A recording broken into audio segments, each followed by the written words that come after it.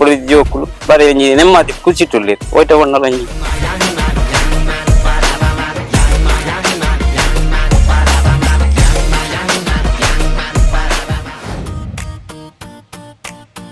ಕೇವಲ 3ನೇ ತರಗತಿ ಓದಿ 50 ರೂಪಾಯಿ ದಿನಗೂಲಿಯಿಂದ ಪೌರ ಕಾರ್ಮಿಕರಾಗಿ ಬದುಕು ಆರಂಭಿಸಿದ ಬಂಟ್ವಾಳದ ಸೇಸಪ್ಪ ಅವರ ಜೀವನ ಕಥೆ ಅಪ್ರತಿಮ ಪರಿಶ್ರಮಕ್ಕೆ ಸಾಕ್ಷಿಯಾಗಿದೆ.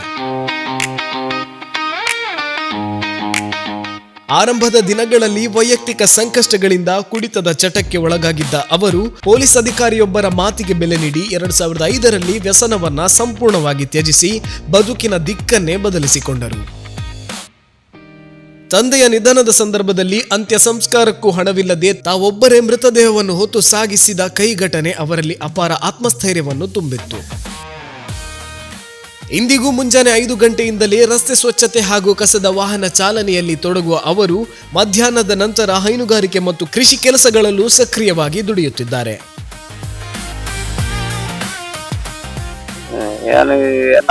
ನಾವು ರೋಡಿಲ್ಲಿ ನಾವು ಸಾಲೆದಲ್ಪ ಅಂಡ ಇಲ್ಲಿ ಪುನಃ ಬಾರಿ ಬಗವ ಇದ್ದೇನೆ ಅಪ್ಪೇರು ಅಮ್ಮೇರು ನಮಕ್ ಚೂ ಗೊತ್ತಾಪುಜ ಜೋಕ್ಲಂಡಲ್ಲ ಅಮ್ಮೇರು ಸಾಧ್ಯ ಸೈತೇವೆ ಅಂಡ ನಂಜಿ ಮರಣ್ಣಕ್ಕೂ ತರೆಗೊರನೆ ಯಾನೆ ಒರಿ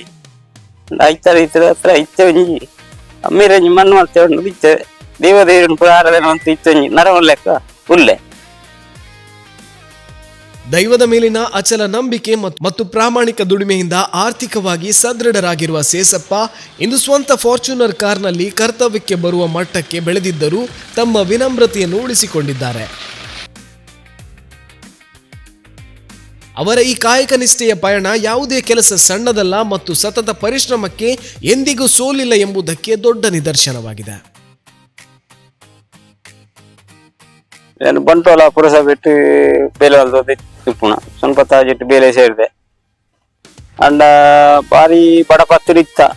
ಅಂಡ ಇಲ್ಲಿ ಮತ್ತೆ ದಾಲೆ ಜನ ಇತ್ತೆ ಇಲ್ಲಿ ಇತ್ತಲ್ಲ ಇಲ್ಲೇನೆ ಅಂಡ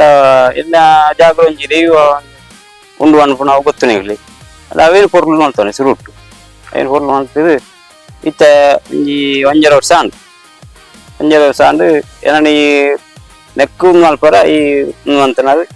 ಬಂಟ್ವಾಳ ಬೆಲಿಯ ಪೇರು ಎಸೆದಿತ್ತು 2000 ತಾಜಿಟ್ಟು 7 ಭಾಸ್ಕರನ ಇರ್ತೀರಿ 6 ಜನ ಸೇರಿಕೊಂಡು ಈ ಪರ್ಪುಣಿ ಬುಡು ಈ ಎಡ್ಡೆಪ್ಪ ಇನ್ನು ಪಾತ್ರೆಗೆ ಎಡ್ಡೆ ಹುಡುಗಿ ಅಂತ ಹೋಗಿ ಪಂಡೆ ಕಾಣಿಗೆ ಬಿಡ್ತೆ ಪರ್ಪು ನೋಡು ದೇವದೇ ಅಕ್ಲಿಂದ ಎತ್ತಿದೆ ಪಂಚೆ ಆಗ್ಲಿಲ್ಲ ಬತ್ತಿತ್ತೇವೆ ಅಂಡ ಇತ್ತೆ ಒಂಜಿ ಬಾರಿ ನೆಟ್ಟುಲ್ಲ ಬುಡಿದ ಜೋಕುಲು ಬಾರಿ ಒಂಜಿ ನೆಮ್ಮದಿ ಕುಚಿಟ್ಟುಲ್ಲೇರು ಒಯ್ಟ ಬಣ್ಣಲ ಒಂಜಿ ಬಾರಿ ನೆಟ್ಟು ಹೋಪತ್ತ ಅಂಚ ಅವೇ ಇಂಕ್ಲಿ ಕುಚಿ ಲಾಸ್ಟ್ ಬಿಟ್ಟು ಹಚ್ಚಿಂದೆ